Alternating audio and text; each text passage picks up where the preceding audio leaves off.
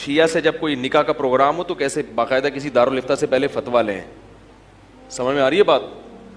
شیعہ سے اگر کوئی نکاح کرنا چاہتا ہے تو کسی دارالفتہ سے مستند ادارے سے تحریری فتویٰ لیں کہ میرے لیے یہ نکاح جائز بھی ہے یا نہیں. بسم اللہ الرحمن الرحیم.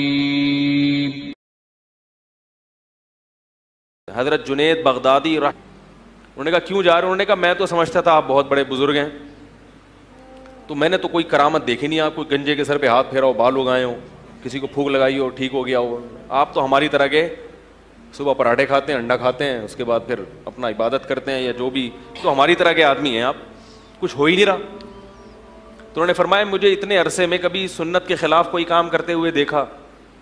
اس نے کہا یہ تو نہیں دیکھا. انہوں نے فرمایا یہی کرامت ہے، شریعت پہ چلنا سب سے بڑی، بولو بھائی، کرامت ہے.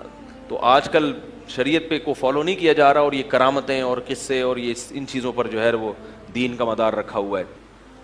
تو اب میں یہ عرض کر رہا تھا ارتداد یعنی دین سے پیچھے ہٹنے کے مختلف درجات ہیں. ایک درجہ یہ کہ اللہ نہ کرے بالکل ہی کوئی کافر ہو جائے، اس میں خوابوں کی وجہ سے ہو گیا، یا کسی عورت کی لالچ میں ہو گیا، یا دولت کی لالچ میں، یا باہر کے ویزے میں. اور یہ بھی یاد رکھو کہ کسی ملک کا ویزا لینے کے لیے اپنے آپ کو اگر غیر مسلم لکھوا دیا، چاہے مذاق میں ہی، جھوٹ موٹ میں ہی، تو تمام علماء کا اتفاق ہے کہ وہ حقیقت میں کیا ہو جائے گا؟ کافر ہو جائے گا. بعض لوگ سنی ہیں اپنے آپ کو شیعہ لکھوا دیتے ہیں. میں شیعہ کا قائل نہیں کہ شیعہ کو کافر کہا جائے یا مسلمان کی بحث، اس نے امت میں بہت لڑائیاں لڑوائی ہیں، ان چکروں میں نہ پڑیں. لیکن اپنا مسلک بدلنا دنیا کی خاطر یہ غیرت مند لوگوں کا کام، بولو بھائی، نہیں ہوتا. یہ غیرت مند لوگوں کا کام نہیں ہوتا. عالمگیر کا مشہور واقعہ ہے نا، اس کی بیوی کیا تھی؟ شیعہ تھی. تو شیعہ سے جب کوئی نکاح کا پروگرام ہو تو کیسے باقاعدہ کسی دارالفتہ سے پہلے فتویٰ لیں. سمجھ میں آ رہی ہے بات؟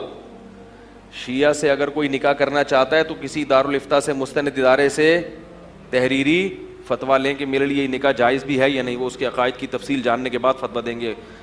ایسا ہی نہیں ہو کہ کوئی بھی شیعہ ہے تو سنی سے نکاح کرے، سنی ہے تو شیعہ سے نکاح کرے. اس کی ڈیٹیل ہے، کچھ اس میں تفصیل ہے. دارالعلوم کرنگی ہے، بنوری ٹاؤن ہے، جامعہ الرشید ہے، جامعہ فاروقیہ ہے، یا وہاں پنجاب میں جامعہ اشرفیہ ہے. کسی بھی اوتھینٹک مدرسے سے باقاعدہ اس کے عقائد بتا کے ریٹرن میں فتویٰ لیں اس میں. کیونکہ شیعہ لوگوں میں بھی بہت سارے مختلف قسم کے مسلک ہیں، ٹھیک ہے نا، تو ہر طرح کے لوگ ہیں. کچھ کے عقائد توحید والے ہوتے ہیں اور کچھ کے نہیں بھی ہوتے، تو ہر طرح کے لوگ ہیں اس میں. تو بہرحال اس کی بیوی شیعہ تھی. تو وہ کیا تھا کہ وہ اس نے میاں بیوی نے سوچا کہ ہم شیعہ سنی علماء کا مناظرہ کراتے ہیں. تو اس نے کچھ ایران سے شیعہ ذاکر بلائے اور ادھر سے انہوں نے سنی علماء بلائے. تو اللہ کی قدرت کے وہ سنی علماء مناظرہ جیت گئے. تو وہ جو بادشاہ کی بیوی تھی نا، اس نے اپنی انسلٹ محسوس کی کہ میرے مسلک کے جو مولانا تھے وہ کیا ہو گئے؟ مناظرہ ہار گئے.